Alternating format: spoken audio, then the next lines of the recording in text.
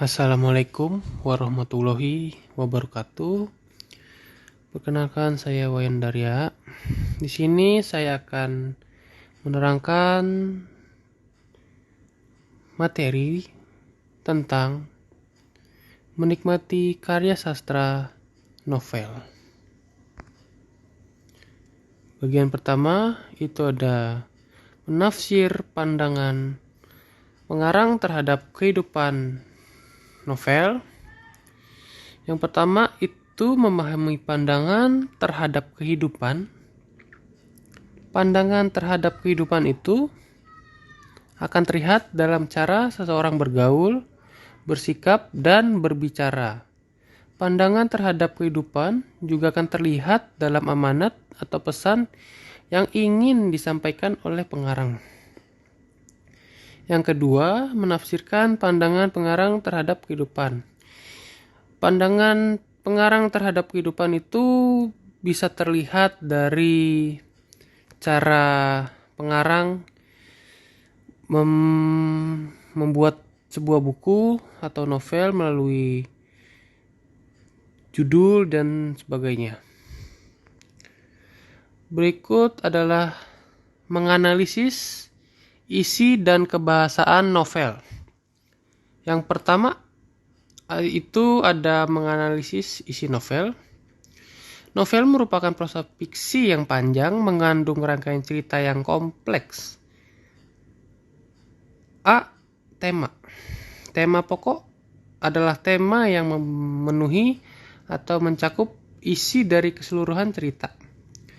Yang kedua, ada alur atau plot. Alur adalah jalan peristiwa yang menjadi satu kesatuan dalam cerita.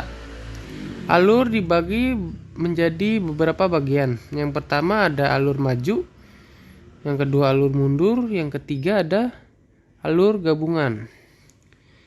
Berikut adalah tahap-tahap alur dalam karya sastra.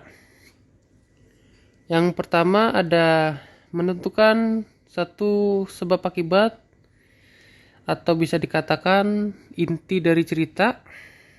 Yang kedua ada orientasi, berisi tentang pengenalan tokoh, latar cerita yang berkaitan dengan waktu, ruang, dan suasana terjadinya peristiwa. Yang ketiga, ada komplikasi. Bagian ini terjadilah kerumitan terjadi. Yang keempat, ada klimaks. Atau bisa dikatakan konflik mencapai tingkat intensitas yang tinggi. Yang kelima, resolusi. Bagian resolusi ini merupakan penyelesaian atau akhir dari berbagai konflik yang dialami tokoh. Yang keenam ada koda, yaitu nilai-nilai atau pelajaran yang dapat dipetik oleh pembaca dari sebuah teks. Berikutnya ada menganalisis kebahasaan dalam novel. Yang pertama ada idiom. Apa sih arti dari idiom sendiri? Makna idiomatik adalah makna yang terdapat pada kelompok kata tertentu yang tidak dapat ditelusuri asal-usul kemunculannya. Yang berikutnya ada gaya bahasa.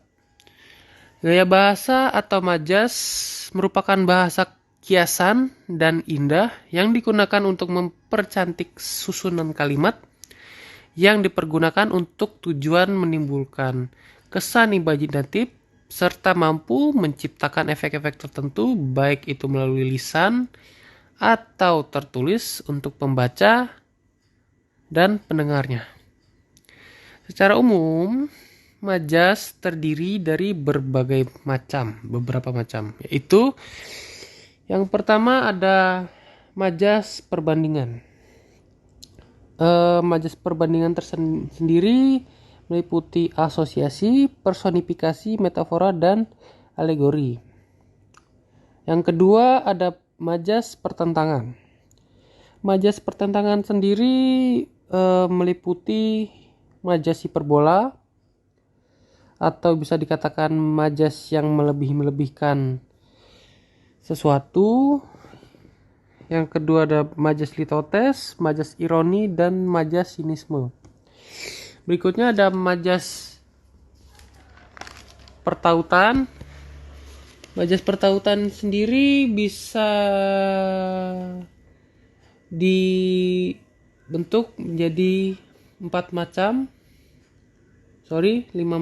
Yang pertama ada majas metonimia, atau majas yang memaknai nama ciri atau nama yang ditautkan dengan nama orang, barang, dan hal semacamnya. Yang kedua ada majas sinekdok, atau majas yang menyebutkan nama bagian sebagai nama keseluruhan atau sebaliknya.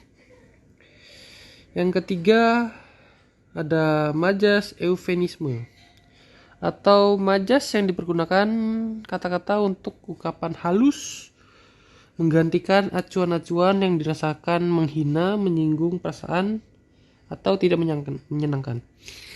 Yang berikutnya ada majas penegasan. Majas penegasan sendiri dibagi menjadi 4 macam. Yang pertama ada pleonasme, repetisi, paralelisme, dan tautologi. Berikut menyajikan hasil interpretasi terhadap pandangan pengarang. Pandangan pengarang terhadap kehidupan biasanya terkait dengan nilai-nilai tertentu. Berikut nilai-nilai yang terkandung dalam novel, diantaranya 1. Nilai agama.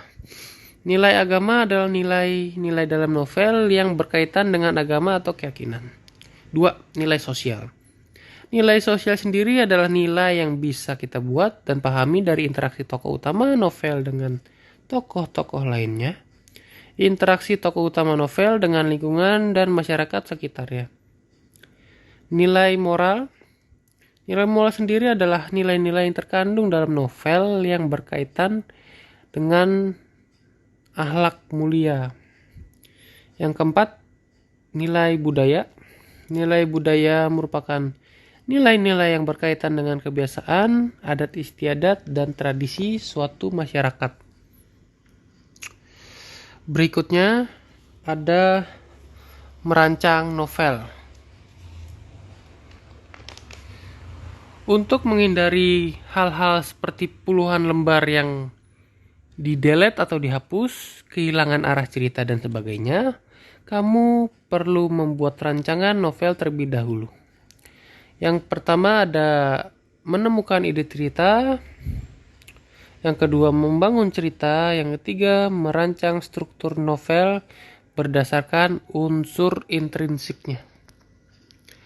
Ya, cukup sekian video pembelajaran dari saya. Kurang lebihnya mohon dimaafkan. Wassalamualaikum warahmatullahi wabarakatuh.